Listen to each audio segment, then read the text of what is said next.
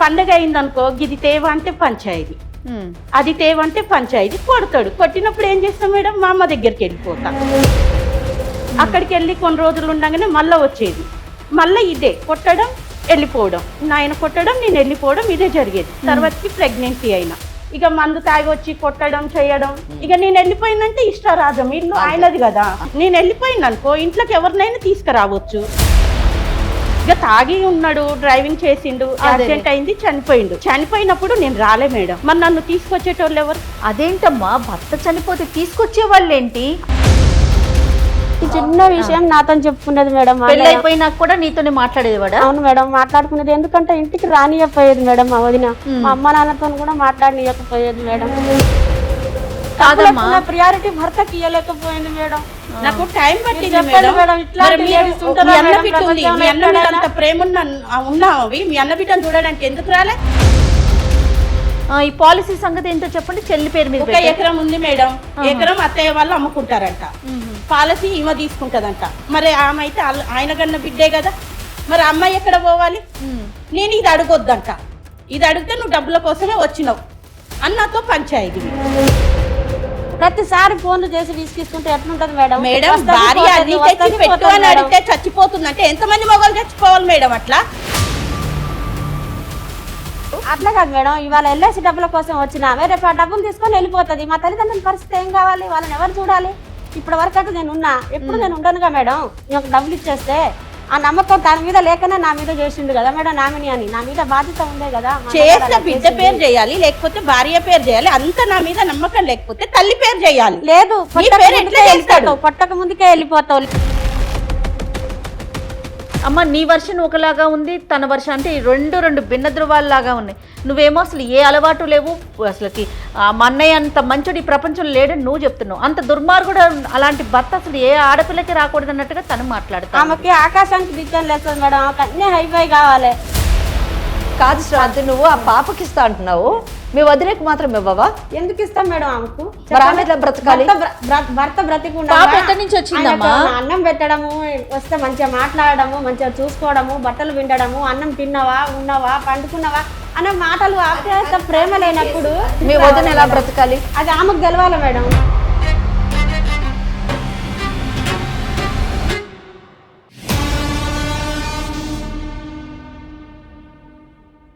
ఇండియాలోనే మొట్టమొదటిసారిగా కరక్కాయ ద్వారా ఆర్గానిక్ హ్యాండ్ బ్లాక్ ప్రింట్ లో అందిస్తున్న ఏకైక స్టోర్ మానవ్ కలంకారీ. మానవ్ కలంకారీ సమర్పించు లీగల్ అడ్వైస్ కార్యక్రమానికి స్వాగతం. మనతో పాటు అడ్వకేట్ వెంకటేశ్వరి గారు ఉన్నారు. నమస్తే అమ్మా. అమ్మ, వదిన మరదలు మన స్టూడియోకి వచ్చారు. ఇది ఒక చిన్న అంటే ఒక ఆస్తికి సంబంధించిన గొడవ. నేను అన్నీ కోల్పోయాను, నా ఆస్తి నాకు ఇవ్వండి, అదైనా కనీసం నాకు ఆసరాగా ఉంటుందని వదిన. ఉన్న మనుషుల్నే వదిలేసుకున్నావు నువ్వు, ఇప్పుడు ఆస్తి నీకెందుకు ఇవ్వాలి, ఇది నాకు వచ్చిందని చెప్పి మరదలు. అసలు వదిన మరదలకు ఆస్తి ఏంటని అనుమానం రావచ్చు.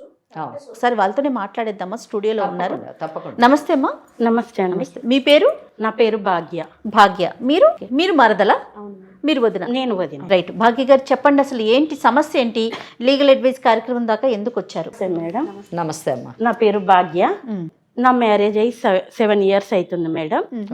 నా భర్త పేరు వెంకటేశ్వర్లు. నేను మహబూబ్ నగర్ నుండి వచ్చా మేడం. మా అత్తయ్యకి ఒక కొడుకు, ఒక బిడ్డ. మా ఆయన జాబ్ చేస్తాడని నన్ను ఇచ్చినారు మేడం. ఇట్లా చిన్న జాబ్ చేసుకుంటా నెలకు 15,000 తెస్తాడు మేడం. అవి ఇంట్లో సరిపోవట్లేదు. సరిపోనప్పుడు చిన్న చిన్న గొడవలు అనేది అవుతుంటాయి. ఆయన వాళ్ళ అమ్మ మాటలిని చేసి నన్ను కొట్టడం చేయడం ఇట్లా చేస్తుండే. కేవలం డబ్బు పోవటంతోనే చిన్న చిన్న ఇష్యూస్ వస్తున్నాయి. ఆయన నన్ను కొట్టడం చేయడం చేస్తుంటే నేనేం చేసినంటే ఇక్కడ ఉంటే కొడుతుండని మా పెండ్లైన 6 months మా ఆయనని తీసుకొని వేరే కాపురం పెట్టిన. 6 నెలలకి అక్కడనైనా ఏమన్నా మారతాడేమోనని వేరే కాపురం పెట్టిన మేడం. వేరే కాపురానికి ఆయన ఇష్టపడ్డా? మీరు బలవంతంగా తీసుకెళ్ళారు? అంటే రమ్మన్నా సరే అన్నాడు, వెళ్ళిపోయినాం. ఓకే. వెళ్ళిపోయినాక ఏమైంది, తాగడం, గుట్కాలు తినడం, ఇక అమ్మాయిలతోని. అతను ఏం చేస్తుంటాడు? డ్రైవింగ్ చేస్తాడు మేడం. మీరేమన్నా ఉద్యోగం చేస్తున్నారు? నన్ను ఎక్కడికి వెళ్ళనివ్వడు, నేను ఇంట్లోనే ఉంటా. పండగ అయిందనుకో ఇది తేవ అంటే పంచాయతీ, అది తేవ అంటే పంచాయతీ. కొడతాడు. కొట్టినప్పుడు ఏం చేస్తాం మేడం, మా అమ్మ దగ్గరికి వెళ్ళిపోతా. అక్కడికి వెళ్ళి కొన్ని రోజులు ఉండగానే మళ్ళీ వచ్చేది. మళ్ళీ ఇదే కొట్టడం వెళ్ళిపోవడం, నాయన కొట్టడం నేను వెళ్ళిపోవడం, ఇదే జరిగేది. తర్వాతకి ప్రెగ్నెన్సీ అయినా ప్రెగ్నెన్సీ అయ్యి ఇంటికాడ ఉన్నప్పుడు ప్రెగ్నెన్సీ ఉన్న అమ్మాయికి ఏదో ఒకటి తినాలనిపిస్తది కదా, బయటికి వెళ్ళాలనిపిస్తది కదా. ఎక్కడికన్నా వెళ్దామంటే గొడవ చేసేది, ఏదన్నా తింటా అంటే గొడవ చేసేది, ఏమన్నా అంటే ఇంతే అనేది. ఇక నేను ఇక్కడ ఉండలేను అని మా అమ్మ వాళ్ళ ఇంటికి వెళ్ళిపోయినా, పూర్తిగా వెళ్ళిపోయి ఇక అక్కడనే ఉండిపోయినా. పాప పుట్టింది. పాప పుట్టినాకనన్నా నన్ను చూడడానికి రాలే మేడం వీళ్ళు. మీ ఆయన వచ్చారా? రాలే మేడం. రాలేదంటే ఎవరు వెళ్ళలేదంటమ్మా. కనీసం మా అత్తయ్య, మా మామయ్య, మా ఆడపడుచు, మా ఆయన రాలేదు. అసలు అత్తవారింటి తరపు నుంచి ఎవరు రాలేదు. నాకు ఉన్నదా మేడం? ఏమండి మీ ఇద్దరు సపరేట్ గా ఉన్నారు కదా, సపరేట్గా ఉన్నప్పుడు మరి మంచిగానే ఉండొచ్చు కదా, మళ్ళీ ఎందుకు అంత ఆయన మీ మీద వ్యతిరేకత పెంచుకున్నాడు?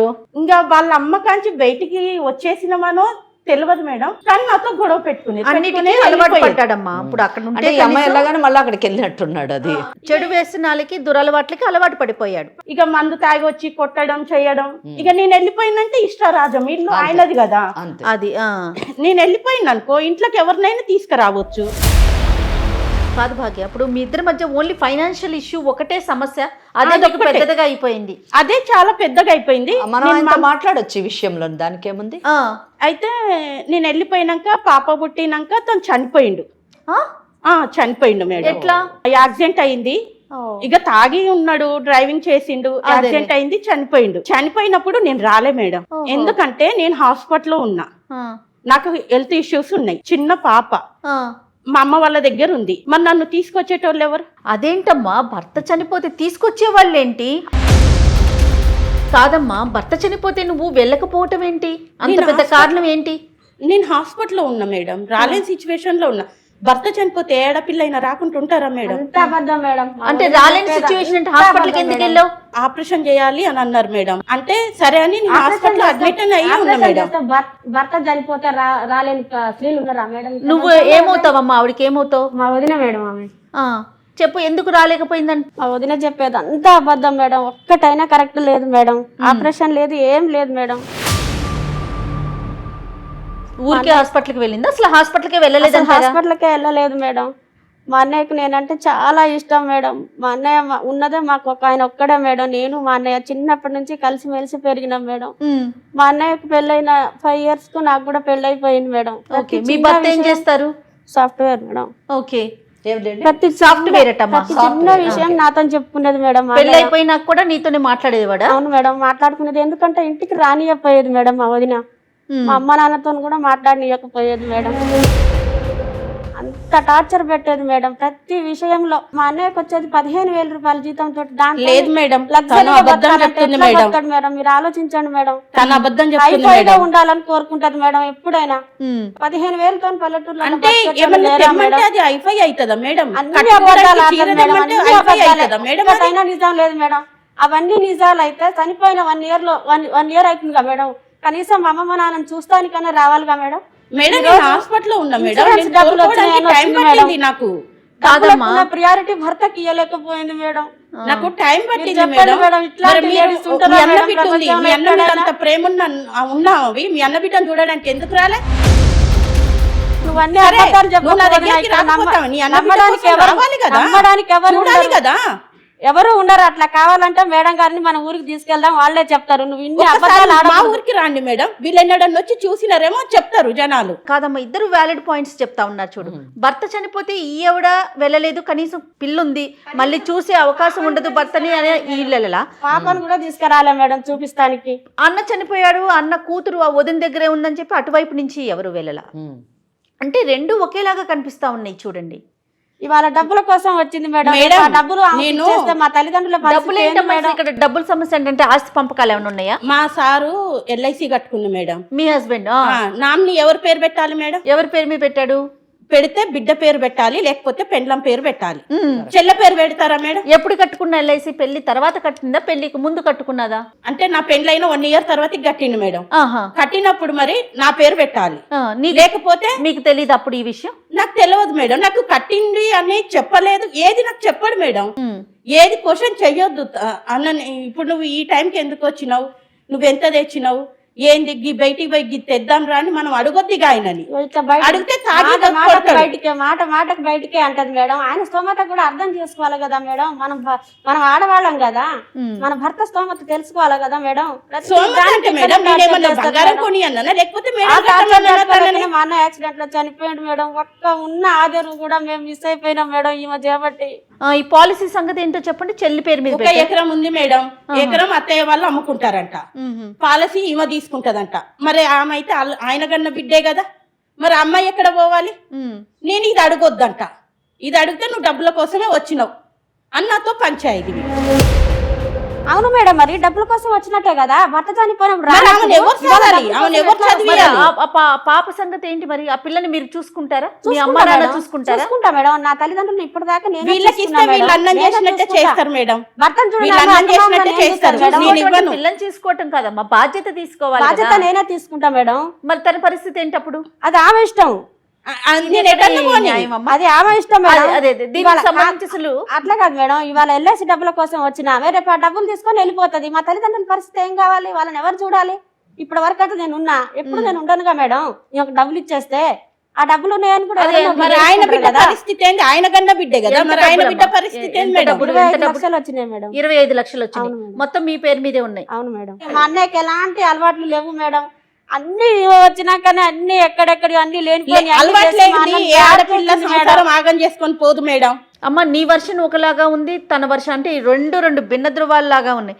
నువ్వేమో అసలు ఏ అలవాటు లేవు, అసలుకి మా అన్నయ్య అంత మంచుడు ఈ ప్రపంచంలో లేడని నువ్వు చెప్తున్నావు. అంత దుర్మార్గుడు అలాంటి భర్త అసలు ఏ ఆడపిల్లకి రాకూడదు అన్నట్టుగా తను మాట్లాడతా. ఆమెకి ఆకాశానికి రిటర్న్ లేస్తుంది మేడం. ఆమెకు అన్ని హైఫై కావాలి. నాకు ఏం తెచ్చి పెట్టిండు అడగమని మేడం. ఆమెను చెప్పమని. అన్ని నిందలు అప్పులు పాలయ్యాడా మీ అన్నయ్య? ఏం లేవు మేడం. మా అన్నయ్యకి అప్పులు ఏం లేవు మేడం. అప్పులు అట్లాంటి మా అన్నయ్యకి అసలు అట్లాంటి అలవాటే లేదు మేడం. ఏ చిన్న అలవాటు కూడా లేదు మా అన్నయ్య. కేవలం ఈమె పెట్టే స్ట్రెస్ వల్లనే ఆయన యాక్సిడెంట్ లో చనిపోయాడు మేడం. అమ్మ చనిపోవటానికి యాక్సిడెంట్ కి స్ట్రెస్ కి సంబంధం ఏముంది చెప్పు? ప్రతిసారి ఫోన్లు చేసి విసిగిస్తుంటే ఎట్లుంటది మేడం? మేడం వస్తది, భార్య పోతది, అన్ని వస్తది, తెచ్చి పెట్టు పోతది అని మేడం. అడిగితే చచ్చిపోతుందంటే ఎంతమంది మొగలు చచ్చిపోవాలి మేడం? అట్లా ఒక బిడ్డని ఒక భార్యను సాధలేను ఆయన. ఎందుకు తేట్లేవు? ఈ జీతం సరిపోవట్లేదు, నేను చేస్తా అన్నా, నువ్వు వెళ్ళొద్దు బయటకు అంటాడు. సాధలేడు అని అనకు వదిన, సాధలేడు అని అనకు. సాధలేని నేను చేస్తా అన్నప్పుడు నన్ను కూడా మరి ఇప్పుడు పంపించు నువ్వు కదా. మీ పుట్టింటి దగ్గర నుంచి వచ్చారమ్మా? మీరు ఎక్కడ ఉంటున్నారు? నేను ఇక్కడ హైదరాబాద్ లో ఉంటా మేడం. మా అమ్మ మా నాన్నని ఇక్కడికి నా దగ్గర తెచ్చుకొని చదువుకుంటున్నా మేడం. అమ్మ నాన్న ఇద్దరు కూడా మీతో నా దగ్గరే ఉంటారు మేడం. మరి ఇప్పుడు ఈవిడ ఎప్పుడు వచ్చారు మీ దగ్గరికి? అన్నయ్య చనిపోయినాక ఎన్ని రోజులకి మీ ఇంటికి వచ్చారు? డబ్బులు వచ్చినాయి అని తెలిసి వచ్చింది మేడం. అప్పటిదాకా అసలు ఆమె ఎక్కడుందో ఏం చేస్తుందో కూడా మాకు తెలియదు మేడం. కనీసము మా అత్త ఉంది మా మామ ఉందని జ్ఞానం కూడా లేకుండా అసలు వాళ్ళని పట్టించుకోకుండా అసలు ఉన్నారా వాళ్ళు కూడా లేరా అనే పరిస్థితిలో ఇప్పుడు ఆమె లేదు మేడం. కేవలం డబ్బు కోసమే కోడల్ని ముందర పెట్టుకొని ఇప్పుడు ఆ డబ్బు కోసం వచ్చింది మేడం. అంతే. మేడం కోడల్ని ముందు పెట్టుకొని ప్రేమ వచ్చింది అనేది అని లేదు మేడం ఆమె అంటుంది. దగ్గర. ఇప్పుడు నీ భర్త నీ మాట ఇంటుండు కాబట్టి మీ అమ్మని తీసుకొని పోయి ఉంచుకున్నావు నువ్వు. అదే నా భర్త నా మాట ఇంటే మీ అమ్మ మా అమ్మ నాన్నని కూడా తెచ్చుకొని పెట్టుకుందాంగా నేను. లాజిక్ బాగుంది. ఇప్పుడు నీ మాట విన్నాడు కాబట్టి నీవు అమ్మ నాన్నని నువ్వు తీసుకుపోయి నీ దగ్గర పెట్టుకున్నావు. ఏమో ఎంతసేపు ఉన్నా ఈమె మంచిది కాదు ఈమె మంచిది కాదు అని అంటున్నావు. మీ అన్న ఏం చేస్తా నేనేం మాట్లాడినా కాదమ్మా. అసలు మీ మామగారు ఏం చేస్తా ఉంటారు? మీ నాన్నగారు? ఏం లేదు మేడం, ఉన్న ఎకరం దుంతారు, అల్ల వచ్చింది పండించుకుంటారు తింటారు. ఇంకెట్లాగో కొడుకు బయటికి వెళ్ళి వచ్చిండు, కొడుకు తాగుతుండు, వాని పరిస్థితి ఎట్లుంటుందో అని ఆ ఎకరం కూడా అమ్ముకున్నారు మేడం. అమ్ముకున్నప్పుడు డబ్బులు ఇచ్చారా మీకు? ఇవ్వలేదు నాకు. ఓకే. అవి ఏమైనాయని నేను అడగొద్దు. డబ్బు ఏమైంది చెప్పరు, నేను అడగొద్దు. ఏమన్నంటే నువ్వు పెడుతున్నావా, ఏమన్నంటే నువ్వు పెడుతున్నావా, ఆ ఎకరం పొలం అయ్యి అడగొద్దన్నారు. సరే మీ అమ్మ మీ నాన్న కష్టం నేను అడగను. ఇప్పుడు నేను కొన్ని ప్రశ్నలు అడుగుతాను మిమ్మల్ని. ఆ ప్రశ్నలకు సమాధానం చెప్పండి. మొదట మిమ్మల్ని అడుగుతాను. పెళ్ళి ఎంతకాలం అయింది మీది? 7 years అయింది. 7 years అయింది. పెళ్ళి 6 నెలలకి మీరు ఇండిపెండెంట్ అంటే సపరేట్ గా వెళ్ళిపోయారు. సపరేట్ గా వెళ్ళిన తర్వాతే మీరు ప్రెగ్నెంట్ అయ్యారు. ఎంత కాలం ఉన్నారు సపరేట్ గా? సపరేట్ గా ఉన్నాం మేడం. గొడవ కాగానే అమ్మ ప్రెగ్నెంట్ అయ్యేంత మటుకు ఉన్నారు కదా, అది ఎంత కాలానికి మీరు ప్రెగ్నెంట్ అయ్యారు? పోయినాక ఒక 2-3 months కే తెలిసింది మేడం. అంటే మీరు సపరేట్ గా ఉండడం కూడా ఒక 6-7 months ఉండి ఉంటారు అంతే కదా. తర్వాత మీరు పుట్టింటికి వెళ్ళిపోయారు. వెళ్ళిన తర్వాత మీ పాప పుట్టింది. మీ పాప పుట్టిన ఎంత కాలానికి ఇతను చనిపోయాడు? 2 years కి మేడం. 2 years మళ్ళీ తిరిగి రాలేదు. ఆయన మొదటి నుంచి తాగుతున్నాడా పెళ్ళైనప్పటి నుంచి? ఇక అది నాకు చెప్పలే మేడం. మీ అనుభవం తెలియడం నా పెళ్ళైనాకనే తెలిసింది తాగుతున్నా. కాదు, పెళ్ళైన తర్వాత తాగి రావడం ఉన్నది, ఉన్నది, కొట్టడం ఉన్నది, మీ ఇద్దరి మధ్యన గొడవలు జరుగుతున్నాయి. 15,000 రూపాయల జీతం వలన మీకు ఇబ్బందులు అవుతున్నాయి. ఇదే కదా మీ కేసు? అదే. ఓకే, మీరు ఆగండి. ఇక్కడ మీ పుట్టిల్లు ఎక్కడమ్మా ఎగ్జాక్ట్లీ? మీ అమ్మ నాన్నగారిది మహబూబ్ నగర్ మేడం. మహబూబ్ నగర్. మీకు పెళ్ళయింది ఎక్కడ? పెళ్ళయి మీ భర్త మీరు ఎక్కడ ఉంటున్నారు? హైదరాబాద్ లో ఉంటున్నాం. హైదరాబాద్. మీరు ఉద్యోగం చేస్తున్నారా? లేదు మేడం, ఖాళీ హౌస్ వైఫ్. మీ వారు ఏం చేస్తారు? Software madam. సాఫ్ట్వేర్. ఎంత జీతం వస్తుంది? 70,000 మటుకు వస్తుంది మంత్. 70,000. మీకు ఎంతమంది పిల్లలు? ఒక పాప మేడం. ఎంత వయసు ఉంటుంది? 2 years ఉంటుంది మేడం. 2 years. సో మీరు ఇప్పుడు ప్రస్తుతము మీ తల్లిదండ్రులు మహబూబ్ నగర్ లో ఉన్నారా, మీ దగ్గర ఉన్నారా? ఇందాక మీరు మీ దగ్గర ఉన్నారని చెప్పారు జయ గారికి. మీ దగ్గర ఉంటున్నారు. మీ నాన్నగారు ఏం చేసేవారు? అగ్రికల్చరిస్ట్. అప్పుడు మేడం, ఇప్పుడు ఏం లేదు. ఇప్పుడు ఏం లేదు. 1 ఎకరం అమ్మిన డబ్బును ఏం చేశారు? మా అన్నయ్యకి యాక్సిడెంట్ అయితే అవుతుంది కదా మేడం, డబ్బులు ప్రైవేట్ హాస్పిటల్ జాయిన్ చేస్తే కాకుండా అంటే ఉంటాయి. యాక్సిడెంట్ ఎలా యాక్సిడెంట్ జరిగింది? ఎక్కడ జరిగింది యాక్సిడెంట్? డ్రైవింగ్ చేస్తుంటాను మేడం. అది ఎక్కడ? ఏ ఊర్లోని? హైదరాబాద్ మేడం ఆయన చేసేది కూడా. అంటే యాక్సిడెంట్ అయిన ఇమీడియట్ గా చనిపోలేదు, ఆయన హాస్పిటల్లో మేడం. ఎంత కాలం ఉన్నాడు? ఒక 1 week పెట్టిరు మేడం.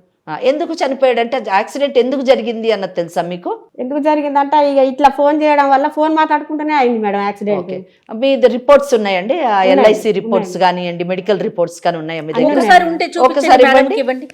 అంటే తనతోనే మాట్లాడుతుంటే, తన భార్యతో మాట్లాడుతూనే యాక్సిడెంట్ అయిందని అంటారా? మాట్లాడుతుంటేనే అయింది మేడం. సరే, ఫోన్ మాట్లాడుతున్నాడు అక్కడ, ఆవిడే అనే మీరు ఎలా చెప్తారు? కాల్ లిస్ట్ తెలుస్తుంది కదా మేడం. ప్రతి 5 నిమిషాలకు ఒకసారి ఫోన్ చేసి డిస్క్ పెడుతూనే ఉంటది, టార్చర్ పెడుతుంటది. వచ్చేది లేదు, చచ్చేది లేదు, సంసారం చేసేది లేదు, ఏం లేదు. ఇక ప్రతిసారి ఇదే. ఇక ఇట్లా చేయడం వల్లనే మా అన్నయ్య చనిపోయాడు మేడం. ఉన్న ఒక్క ఆదేలు దిక్కు కూడా మా అమ్మ మా నాన్నకు లేకుండా చేసింది మేడం.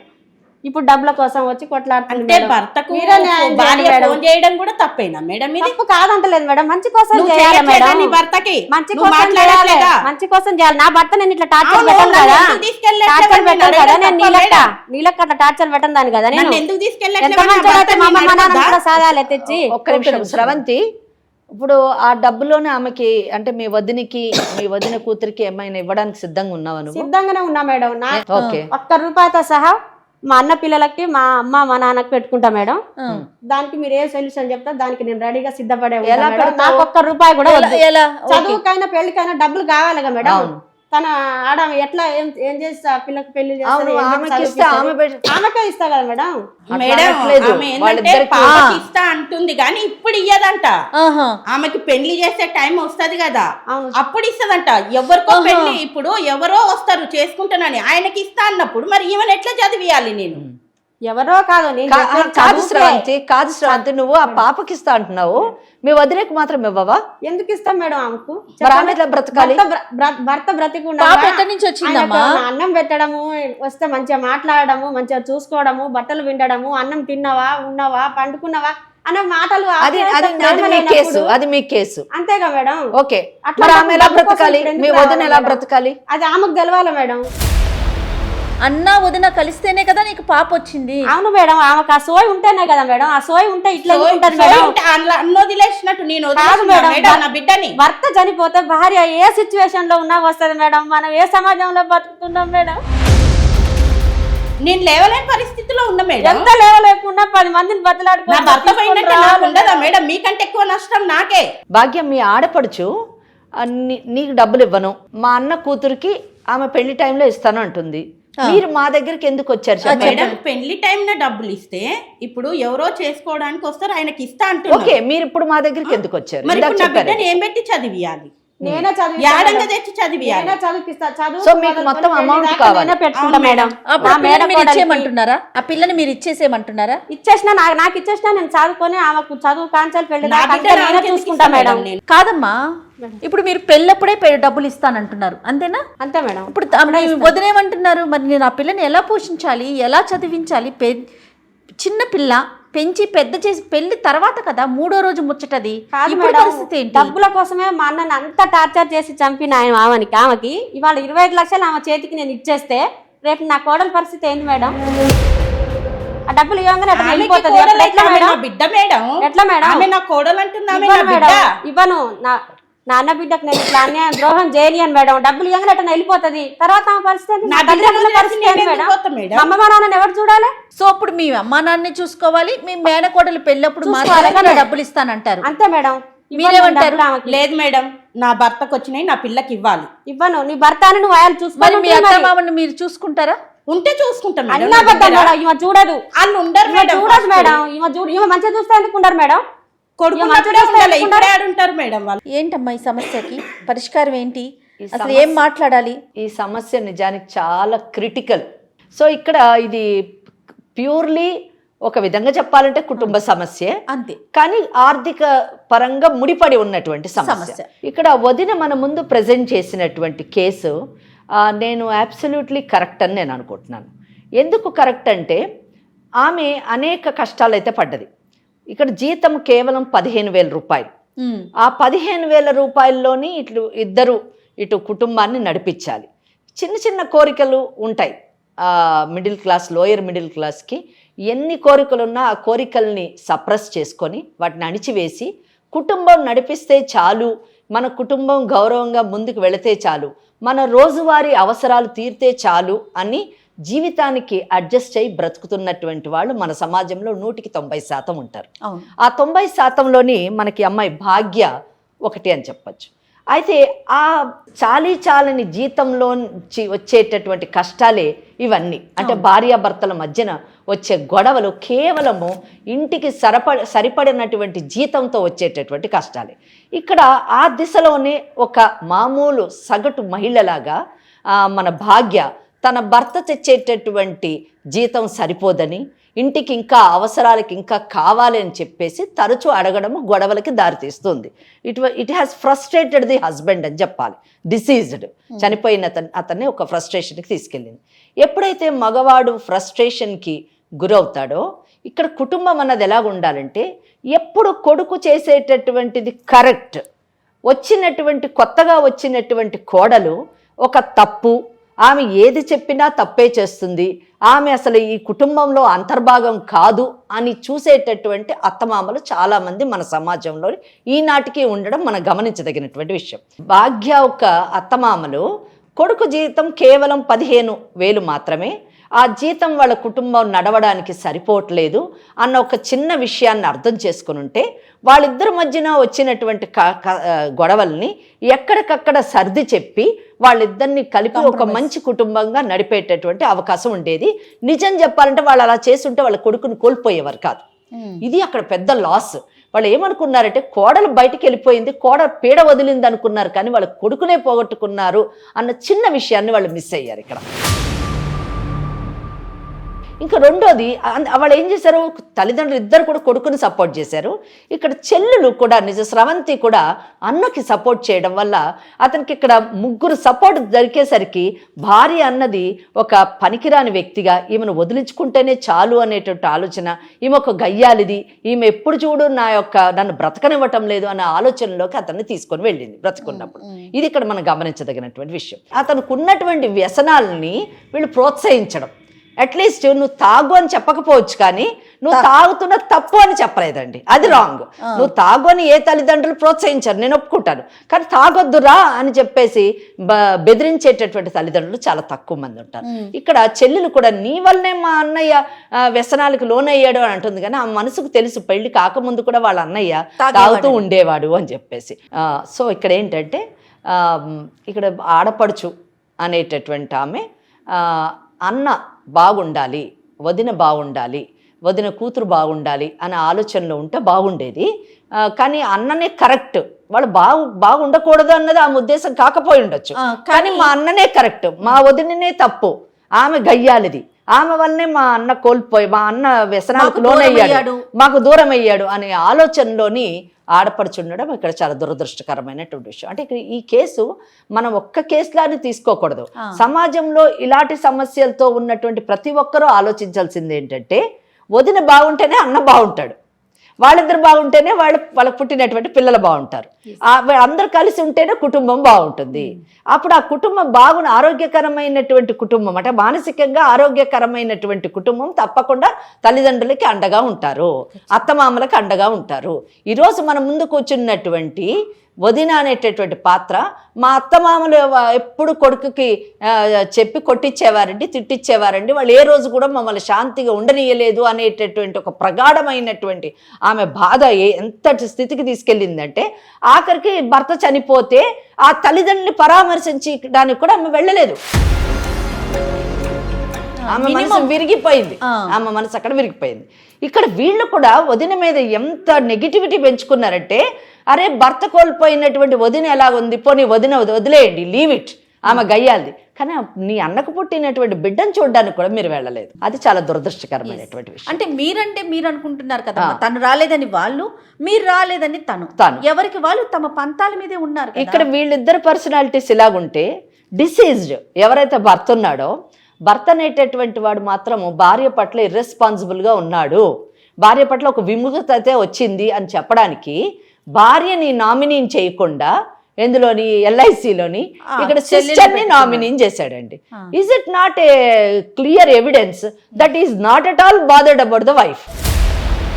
అంతేకాకుండా ఎప్పుడో 4 ఏళ్ల ముందు చేశాడని చెప్పింది, మళ్ళీ బిడ్డ పుట్టిన తర్వాత దాన్ని నామినీ కూతుర్ని కూడా చేర్చాలి కదా, మార్చాలి కదా, ఎందుకంటే ఆ ప్రొవిజన్ ఉన్నది ఎల్ఐసి రూల్స్ లోని. సో ఆ కూతుర్ని కూడా నామినీ చేయలేదండి. అంటే he has totally neglected the wife and child.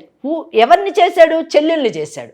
ఇక్కడ చెల్లెల పరిస్థితి మనం తీసుకుంటే, షీఈ్ మ్యారీడ్, ఆమెకు అసలు ఈ కుటుంబంతోని ఒక లీగల్ ఎయిర్గా సంబంధం లేదు, ఆమె ఒక సాఫ్ట్వేర్ ఇంజనీర్, ఆమె భర్త, ఆమె చాలా బాగుంది, కంఫర్ట్ జోన్లో ఉంది. ఇంకోటి వీళ్ళందరూ మహబూబ్ నగర్లో ఉంటారు, ఈ చెల్లెలన్న ఆమె హైదరాబాద్లో ఉంది. వీళ్ళ ఇంట్లో ఏం జరుగుతుందో ఈమెకు తెలియదు. She's not a direct witness, it is all her imagination. లేదా వాళ్ళ అన్న ఏం చెప్తే చెప్పింది. Hearsay evidence is not admissible according to Indian evidence act. అంటే ఎవరైనా చెప్పినటువంటి విన్నదాన్ని ఎవిడెన్స్గా పెట్టడానికి, కన్సిడర్ చేయడానికి వీలు లేదు. సపోజ్ ఆయన చచ్చిపోయాడంట, పలానా వాళ్ళు పొడిచారంట అంటే దట్ ఈస్ నాట్ ఎవిడెన్స్. పలానా వాళ్ళు పొడిచారు, that is only an evidence. ఇక్కడ అన్న ఏం చెప్తున్నాడో అదే ఆమెకి తారక మంత్రమైంది, కానీ ఆమె చూసింది లేదు. సో ఇక్కడ చాలా దురదృష్టకరమైనటువంటి కుటుంబ పరిస్థితులు. ఈరోజు ఒక అన్నని కోల్పోయేటట్టు, ఒక భర్తను కోల్పోయేటట్టు, ఒక కొడుకుని కోల్పోయేటట్టు, ఒక తండ్రిని కోల్పోయేటట్టు చేసింది. ఇవన్నీ పోతే, ఈ బంధాలన్నీ పోగా మిగిలింది ఒక డబ్బు విషయమే. పాలసీ ఎవరికి రావాలి? 25 lakhs పాలసీ, ఈ 25 లక్షలు ఎవరికి చెందాలి అంటే, చెల్లెలు అంటది నా పేరు మీద ఉంది కాబట్టి నాకే రావాలి, నేనే తీసుకుంటాను, నేను తీసుకొని నా మేనగోడలు పెద్దగా అయిన తర్వాత ఆమె పెళ్లికి ఉపయోగిస్తాను, ఎట్టి పరిస్థితుల్లో వదిలికి ఇవ్వను. సో వదిన ఎవరు? భార్య కదా. She a keep? ఆమె ఏమన్నా ఉంచుకున్నామనా? కాదు కదా. ఆమెకేం రైట్ లేదా? భార్యకు ఉండేటువంటి హక్కులు లేవా అని అంటే, ఇక్కడ 100% ఆమెకు హక్కులు ఉన్నాయని ఇండియన్ సక్సెషన్ యాక్ట్ చెప్తుంది. ఇక్కడ ఏంటంటే, ఇదొక నిజం చెప్పాలంటే ఈ కేసు ఒక సంవత్సరం క్రితం కానివ్వండి, కొన్ని నెలల క్రితం కానివ్వండి, మన ముందుకి అంటే నిజంగా నా ముందుకు వచ్చిన నేను కూడా ఏం చెప్పలేకపోయేదాన్ని. అంత క్రిటికల్ కేసు ఎవరికి చెందాలి? ఎందుకంటే ఒక పక్కనేమో నామినీగా చెల్లెళ్ళు చేశారు, అలాగే ఒక పక్కనేమో భార్య బిడ్డ, మరి వాళ్ళు లీగల్ ఎయిర్స్ ఎలాగా? మరి వాళ్ళకు కూడా హక్కు ఉంటుంది కదా అని ఆలోచన మనకు వస్తుంది ఎవరికైనా. కానీ చట్టం ఏం చెప్తుంది? చట్టంలో కూడా ఇది ఒక పెద్ద క్వశ్చన్ మార్క్ అండి. మొన్నటి మటుకు కూడా, ఎప్పుడు మటుకు శక్తి వజ్దానే అనే కేసు రీసెంట్ గా సుప్రీం కోర్టు డిసైడ్ చేసింది. మీ ఇద్దరికి చెప్తున్నాను, శక్తి వజ్దానే అనేటువంటి కేసు ఈ మధ్య కాలంలోనే సుప్రీం కోర్టు డిసైడ్ చేసిందండి. మొన్నటి మటుకు కూడా నామినీకి పాలసీ వెళ్తుందా, లేకపోతే లీగల్ ఎయిడ్స్కి పాలసీ వెళ్తుందా అనేటటువంటి ఒక కన్ఫ్యూజన్ ఇటు ట్రయల్ కోర్ట్స్కి కానివ్వండి, పాలసీ ఎల్ఐసి లాంటి సంస్థలకు కానివ్వండి, మనలాంటి పార్టీస్కి కానివ్వండి ఉండేది. ఇక్కడ మనకి పాలసీలోనే ఏముంటుందండి? ఒక పాలసీ హోల్డర్, మనకు ఎవరైతే పాలసీ తీసుకుంటారో వాళ్ళు, ఎవరైతే బెనిఫిషియరీస్ అంటే దాన్ని ఎవరైతే అనుభవించేటటువంటి హక్కు ఉంటుందో వాళ్ళు, అలాగే నామినీ ఒకళ్ళు, అలాగే లీగల్ ఎయిర్స్ ఒకటి. ఈ 4 విషయాలు మనము డిస్కస్ చేయాల్సినటువంటి విషయాలు. ఇక్కడ పాలసీ హోల్డరు డిసీజ్డ్ అంటే చనిపోయినటువంటి ఈ అమ్మాయి ఎవరు? భాగ్యవ భర్త. నామినీ ఎవరు అంటే ఈ ఆడపడుచు స్రవంతి అనేటటువంటి ఆడపడుచు. సో ఇక్కడ ఎవరికి చెందాలి అన్నది ఇప్పుడు ట్విస్ట్. అది మనము నిజం చెప్పాలంటే, మీరు కానివ్వండి, నేను కానివ్వండి, ఒక సెంటిమెంట్తోనో ఒక కంపాషన్తోనో మనము ఈమెకే చెందాలి లేదా ఆమెకి ఆడపడుచుకే చెందాలి లేదా సగభాగం చేసుకోండి అని డిసైడ్ చేయడానికి లేదు. సుప్రీంకోర్టు చాలా క్లియర్లీ చెప్పాను కదా, శక్తి వజ్దానే కేసులోని ఏమని చెప్పిందంటే ఎవరినైతే నామినీ చేస్తారో నామినీ ఎవరినన్నా చేయొచ్చు. అంటే నిజం చెప్పాలంటే ఎల్ఐసి రూల్స్ ప్రకారము నామినీని ఎవరినన్నా చేయొచ్చండి. నన్ను చేయొచ్చు, మిమ్మల్ని చేయొచ్చు, ఇంకో ఎల్లయ్యను చేయొచ్చు, పుల్లయ్యను చేయొచ్చు, స్రవంతిని చేయొచ్చు, ఈ అమ్మాయి భాగ్యాన్ని చేయొచ్చు. కానీ మోస్ట్ ప్రాబబ్లీ చాలా మటుకు ఎక్కువగా భార్యని, బిడ్డల్ని, తల్లిదండ్రుల్ని చేస్తూ ఉంటారు. కానీ ఎల్ఐసి రూల్స్ ప్రకారం ఫ్రెండ్ని కానివ్వండి, ఇంకెవరినైనా కూడా కార్పొరేట్ కంపెనీస్ వచ్చిన తర్వాత ఎంతో మందిని నామినీస్ని చేస్తూ ఉంటారు, వాళ్ళ కంపెనీలో ఉన్నటువంటి డైరెక్టర్స్ని వాళ్ళని. So it doesn't mean that ఎవరినైతే నామినీ చేశారో ఆ నామినీలు బెనిఫిషియరీస్ అయిపోవడానికి వీలు లేదు. కంపెనీస్ బిజినెస్ వరల్డ్లోని బిజినెస్ని ప్రొటెక్ట్ చేయడానికి నామినీ అనేటటువంటి పాత్ర వచ్చింది, కానీ nominee is not a beneficiary unless and until nominee and legal heir are both are one and same. Suppose ఒక పెద్ద రిచ్ మ్యాన్ ఉన్నాడు, ఆ రిచ్ మ్యాన్కి ఏ కొడుకున్నాడు, ఆయననే నామినీ, ఆయననే లీగల్ ఎయిర్, దెన్ ఆయనే బెనిఫిషియరీ అవుతాడు. కానీ ఆ రిచ్ మ్యాన్కి నేను డాటర్, మీరు నామినీ, ఆయన రిచ్ మ్యాన్కి ఏమన్నా అయితే as a legal heir I am a beneficiary, you are not a nominee. Only for the company sake you are made as a nominee. So దాన్ని ఇక్కడ ఈ కేసులోని, ఎందుకంటే nominee is only a trustee, nominee అన్న పాత్ర ఒక ట్రస్టీ మాత్రమే. So ఇక నామినీకి లీగల్ ఎయిర్కి తేడా ఉంది.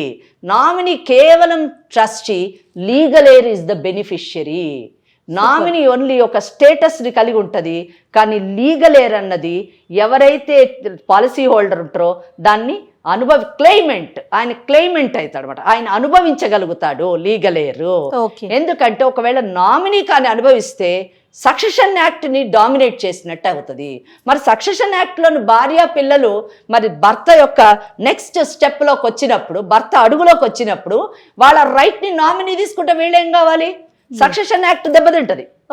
కనుక nominee is only a trustee, you can just withdraw the amount and that amount has to be transferred to the legal heirs and they have to enjoy the property.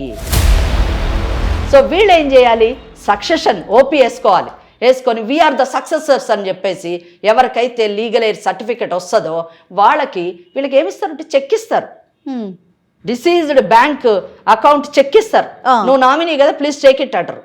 ఇచ్చారమ్మా మీకు? ఇచ్చారు. వీళ్ళు ఏం చేస్తారు, వీళ్ళ అకౌంట్లో వేసుకోగలరా? వేసుకోలేరు. ఒకవేళ వేసుకున్నా కానీ ఎవరు లీగల్ ఎయిరో వాళ్ళకే ఆ అమౌంట్ అవుతుంది. మరి ఆ లీగల్ ఎయిర్ ఎవరు అని వాళ్ళకేం తెలియాలి, బ్యాంక్ వాళ్ళకి నేను లీగల్ ఎయిర్ అని 100 మంది వస్తారు. సో లీగల్ ఎయిర్ సర్టిఫికేట్ ఎవరు తెచ్చుకుంటారో, సక్సెషన్ సర్టిఫికేట్ ఎవరు తెచ్చుకుంటారో వాళ్ళకి అది ప్రెజెంట్ చేసినప్పుడు బ్యాంక్ ఆ అమౌంట్ రిలీజ్ చేస్తుంది. So her role is only postman's role. అక్కడ ఎల్ఐసి నుంచి అలా చెక్కు తీసుకుంటుంది, అలా తెలిసి ఆ బ్యాంకులో వేస్తుంది, ఆ బ్యాంక్ అలా వాళ్ళకి రిలీజ్ చేస్తుంది when they get the succession certificate. So ఈ మెథడ్ని, అంటే ఈ కన్ఫ్యూజన్ని ఎంత క్లారిటీ ఇచ్చింది సుప్రీంకోర్టు. మొన్నటి మటుకు ఎవ్రీబడి హ్యాడ్ ఏ ట్రబుల్, అందరూ ఎల్ఐసి వాళ్ళు కూడా ఏంటిది, ఎందుకంటే 2015లోని some amendments have taken place, policy rules అని పాలసీ లాస్ని కొన్ని ఇచ్చేశారు. ఇప్పుడు ఈ మధ్య కాలంలోని సుప్రీంకోర్టు ఇచ్చినటువంటి జడ్జిమెంట్ వలన టోటల్ క్లారిటీ వచ్చేసింది. అయితే ఇక్కడ ఈ కేసులో ఇంకొంచెం కన్ఫ్యూజన్ ఉంది. ఏంటంటే ఈ కేసులో ఒకటి క్లారిటీ ఏంటంటే ఆడపడుచు Sravanthi undoubtedly she was made a nominee by her deceased husband, దాంట్లో అనుమానం లేదు. కానీ ఆ నామినీ ఆ పాలసీలోని వచ్చేటటువంటి బెనిఫిషియరీ మాత్రము భార్య పిల్లలు ఫస్ట్ వస్తారు. సో వాళ్ళిద్దరికే ఆ అమౌంట్ వెళ్తుంది. కానీ ఇక్కడ ఈ అమ్మాయి ఒక్క డౌట్ మనం ఇక్కడ మటుకు లాలోని ఏం మార్పు చేయడానికి లేదండి, మన చేతిలో ఏం లేదు, చట్టం పరిధిలోనే ఉండాలి. మనం చెప్పిన నువ్వు తీసుకోమ్మా అని చెప్తే కూడా ఎవరు ఇచ్చేది లేదు, అక్కడ నువ్వు తీసుకోమ్మా అని చెప్తే కూడా ఎవరు ఇచ్చేది లేదు. కానీ ఇక్కడ మనది మటుకు వచ్చినందుకు చిన్న మనము ఒక మంచి పని చేయొచ్చు. సామాజిక ఆ కుటుంబ కోణంలో ఆలోచించి ముఖ్యంగా చిన్నారి భవిష్యత్తుని దృష్టిలో పెట్టుకొని మనం ఆలోచించి మనం చేయగలిగింది ఏంటంటే, మనం ఆడపడుచుకి ఇక్కడ ఒక్క మాటలోని నేను ఆమెను సపోర్ట్ చేస్తున్నాను, ఆమెతో నేను ఏకీభవిస్తున్నాను. ఏ విషయంలోనంటే ఆ అమ్మాయి ఒకటి చెప్పింది, ఏమండి ఆ అమ్మాయి మా వదిన మా అన్ననే చూడలేదు, సరే నమ్ముదాం అక్కడికి. ఇప్పుడు ఏం నమ్మినా నమ్మకపోయినా ఎవరు కరెక్ట్ ఎవరు రాంగ్ అని చెప్పుకోవడం అనవసరం. ఎందుకంటే అసలైన వ్యక్తి ఇక్కడ లేడు మనకు చెప్పడానికి. మన ఫోన్ కాల్ కలపడానికి ఆయన లేడు, అక్కడ ఫోన్ కాల్ పోదు. కానీ ఇక్కడ నేను ఒక్కటి చెప్తున్నాను, ఆ అమ్మాయి భవిష్యత్తు గురించి ఈ అమ్మాయి మాటని మనం గౌరవించి, అంటే ఆడపడుచు మాటని గౌరవించి ఆ అమౌంట్ని మీరు రిలీజ్ అయిన తర్వాత ఆ పాప పేరు మీద ఒక 15 lakhs మీరు FD చెయ్యండి. ఆ అమ్మాయి పెద్దగా అయ్యేంత మటుకు, మేజర్ అయ్యేంత మటుకు ఓ 15 lakhs FD చేసి బ్యాలెన్స్ 10 lakhsని బ్యాంకులో వేసి దాని మీద వచ్చే ఇంట్రెస్ట్తోని లేదా అందులోంచి అవసరమైనటువంటి ఖర్చులు. ఎందుకంటే ఇక్కడ వదిన అడిగినటువంటి ప్రశ్నలు నిజంగా చాలా ఆలోచించదగినటువంటి ప్రశ్నలు. డబ్బంతా అమ్మాయి పెళ్లికేస్తే, చిన్నపిల్ల పెళ్లికేస్తే మరి వీళ్ళు ఎలా బ్రతకాలి, ఏం తినాలి, ఆ అమ్మాయి చదువు ఎలా చెప్పించాలి, చదివియాలి కదా, అది చాలా ఇంపార్టెంట్ కదా. ఇప్పుడు మీ అన్నయ్య చదువుకోనందుకే జీవితం ఇలా అయింది, మీ వదిన చదువుకోనందుకు జీవితం ఎలాగైంది. నీ అదృష్టం ఏదో బాగుండి నీకేదో సాఫ్ట్వేర్ ఇంజనీర్ వచ్చాడు, నువ్వు బ్రతుకుతున్నావు. మీ తల్లిదండ్రులు చదువుకోలేక ఉన్న ఎకరం పొలం అమ్ముకొని వాళ్ళు నీ పంచన చేరారు. ఇటువంటి పరిస్థితుల్లోని చదువు ఎంత ఇంపార్టెంట్ ఆర్థికంగా నిలదొక్కుకోవడానికి అన్న విషయాన్ని మనం గుర్తించి ఆ పాప చదువుకోవడానికి డబ్బులు అవసరం కాబట్టి ఆ అమ్మాయికి FD చేసి ఈ 10 లక్షలతోని వీళ్ళు బ్రతకడము, అలాగే దాని మీద వచ్చే ఇంట్రెస్ట్తోని వాళ్ళ జీవనోపాధి, ఆ అమ్మాయి కూడా ఏదో పని చేసుకుంటూ బ్రతుకుతూ ఆ అమ్మాయిని మీరు కూడా వీలైతే ఆర్థికంగా సహకరించి ఆ అమ్మాయిని చదివించారు. ఈ అమ్మాయి వయసు 35 ఏళ్ళు. గబక్కని ఈ అమ్మాయి వేరే ఎవరినన్ను పెళ్లి చేసుకుని వెళ్ళిపోయింది అనుకోండి, ఆ అమ్మాయి భవిష్యత్తు ఏమవుతుంది? ఇప్పుడు నీ చెప్పింది నీకు అర్థమైందా? చట్టము చాలా పగడబందిగా ఉంది. మనం కొన్ని సందర్భాల్లోని చట్టాన్ని మనకు అనుకూలంగా మనము మలుచుకుంటూ ఉంటాం. కానీ ఇక్కడ మీ కేసుకు సంబంధించినటువంటి చట్టం అంటే సుప్రీంకోర్టు చాలా క్లియర్గా చెప్పేసింది అనమాట, ఎవరికి డబ్బు రావాలి, ఎవరికి వెళ్ళాలి, దట్స్ ఆల్. కనుక ఇక్కడ ఈ కేసులో ఏంటంటే 100% మీ వదిన కూతురికే వెళ్తుంది. ఇక్కడ మీరు చేయాల్సింది ఏంటంటే, మీకు కూడా చెప్తున్నానండి, ఇక్కడ మీరు ఇన్ని రోజులు మా ఆడపడు చెడ్డది, మా అత్త మామ చెడ్డది ఒక ఫిక్స్ అయిపోయారు, వీళ్ళ వల్ల నా భర్త ఇలా తయారయ్యాడు, నాకు నా జీవితం ఇలాగ నాశనం అయింది అనే ఆలోచనలో మీరు. ఈ అమ్మాయి ఏమో మా వదిన చెడ్డది, మా వదిన వల్లనే మా అన్నను మేము కోల్పోయాము, మా అన్న మాకు దూరం అయ్యాడు అనే ఆలోచనలో ఆమె ఉంది. ఎవరి గురించి అయితే అనుకున్నారో అతను వెళ్ళిపోయాడు హ్యాపీగా, ఆయనకి ఇంకే ప్రాబ్లం లేదు, రెస్పాన్సిబిలిటీ లేదు. ఎడిదిరిగి ఉన్న మీ ముందే జీవితము భవిష్యత్తు ఉంది. కనుక మీరందరూ ఇప్పుడైనా కనీసం మీ అత్త మామ మీరు మీ ఆడపడుచు, అమ్మ నువ్వు కొంచెం మంచి పరిస్థితిలో ఉన్నావు కాబట్టి మంచిగా ఆలోచించి, అమ్మాయి జీవితం ఎలాగో నాశనం అయిపోయింది, భర్తను కోల్పోయింది, నువ్వు నీ అన్నలు ఎలా కోల్పోయావు, ఆమె పసుపు కుంకుమలు కోల్పోయింది. కనుక నువ్వు కొంచెం దయతోని, ఒక ఆడపిల్లలాగా సహృదయతతోని, కొంచెం ఒక చిన్న పిల్ల ఉంది, ఇంకొక ఆడపిల్ల ఉంది, కనుక నువ్వు కూర్చొని, మీరందరూ కూర్చొని ఆలోచించి చక్కగా ఎలాగా ఆ బిడ్డను చదివిద్దాము, ఆ అమ్మాయికి ఎటువంటి భవిష్యత్తు ఇద్దాము అని ఒక ఆలోచన చెయ్యండి. ఆలోచన చేసి ఈ అమౌంట్ నేను చెప్పినట్టుగా, ఓకే మీకు ఫిగర్స్ నచ్చకపోతే ఫిగర్స్ మార్చుకొని మీరు FDs చేసి మీరు వీలైనంత మీరు కూడా ఆర్థికంగా ఆ బిడ్డ చదువుకోవడానికి సహకరించండి. ఒకటి అందరూ కలిసి ఆ ముసలి తల్లిదండ్రులకి మీ వంతు ఏమైనా చేయగలుగుతూ మీరు చెయ్యండి. కూతురుగా మీ బాధ్యత ఏమండి, సక్సెషన్ యాక్ట్ అమెండ్ చేసిన తర్వాత ఆడపిల్లలు ఆస్తులు పంచుకోవడమే కాదండి, బాధ్యతలు కూడా పంచుకోవాలి. కాబట్టి మీరు చూసుకుంటున్నా అని చెప్పారు, మీరు చూసుకోండి. ఏదో దేవుడి దయవల్ల ఆమెకు కూడా ఏ ఉద్యోగం అన్నా వచ్చి ఏదన్నా 4 డబ్బులు సంపాదించుకోగలిగితే మన బిడ్డతో పాటు మీ అమ్మ నాన్న కూడా తన బిడ్డలు అనుకుని ఒక ముద్ద పెడుతుంది, దాంట్లో ఏం ప్రాబ్లం లేదని అనుకుంటున్నాను. ఆ మంచితనం మీరు కూడా చూపించాలి. మేడం నేను పనికి వెళ్తే నా బిడ్డను చూడడానికి కూడా ఒకరు ఉండాలి. మంచి మాట చెప్పారు. నన్ను అడిగితే మీ అత్త మామ మీరు మీ బిడ్డ కలిసి ఉండండి, మీరు ఆర్థికంగా మీ అమ్మ నాన్న కొంచెం హెల్ప్ చేస్తుండండి, ఆ చిన్నపిల్లను కూడా కంట కనబెడుతూ ఉండండి. నో డౌట్ మీ మీద అన్ని రెస్పాన్సిబిలిటీస్ మీ మీద వేస్తున్నామని మేము అనుకోవద్దు. మీరు మీ అన్న కదా, మీ అన్న కూతురు, ఎంత ప్రేమ ఉంటే మీ మీద పాలసీ పెట్టాడు, ఒక్క నమ్మకంతో కదా మేడం నా మీద ఇచ్చింది. డబ్బులు ఊరికే నా చెల్లెకి ఇస్తారా? నేనేం చెప్తున్నా అంటే అది సొల్యూషన్. లా ఏం చెప్తుంది, లా ఆమెకే చెందుతుంది అని చెప్తుందండి.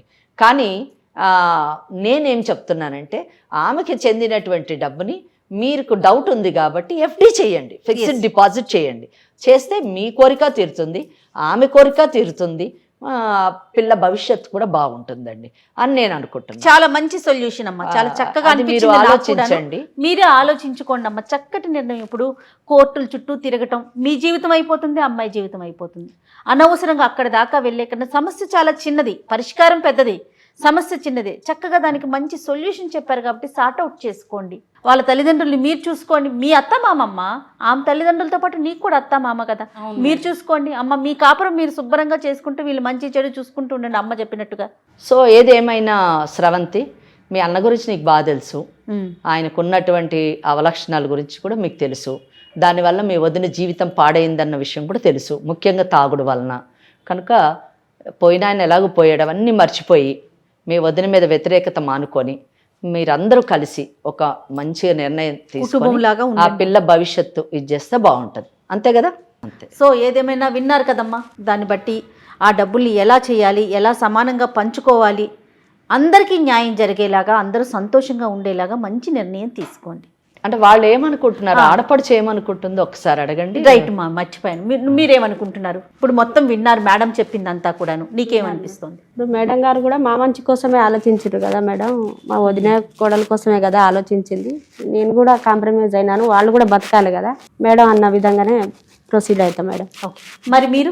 మేడం ఎట్లా చెప్పినారో నేను కూడా అట్లానే. అట్లా మీ మీద బాధ్యత ఇంకా పెరిగింది. మీ బిడ్డతో పాటు మీ అత్త మామలు కూడా చూసుకోవాలి, ఆ బాధ్యత ఉంది, అది మర్చిపోకండి. ఇక్కడ జయ గారు మనం ఏం చేయలేము, లా ఇంతే, ఇంతవరకే చెప్తే మనము చెప్పగలము. అమ్మ ఏం మాట్లాడినా మనకి చట్టానికి లోబడి. అంతే, solution is this, that's all. Only ఆ తర్వాత జరిగేదంతా కూడా వాళ్ళ యొక్క మంచితనం మీద, వాళ్ళ సంస్కారం మీద ఆధారపడి. అంతే. థ్యాంక్ యూ అమ్మా. నమస్తే అమ్మా. ఇండియాలోనే మొట్టమొదటిసారిగా కరక్కాయ ద్వారా ఆర్గానిక్ హ్యాండ్ బ్లాక్ ప్రింట్ లో అందిస్తున్న ఏకైక స్టోర్ మనవ్ కలంకారీ.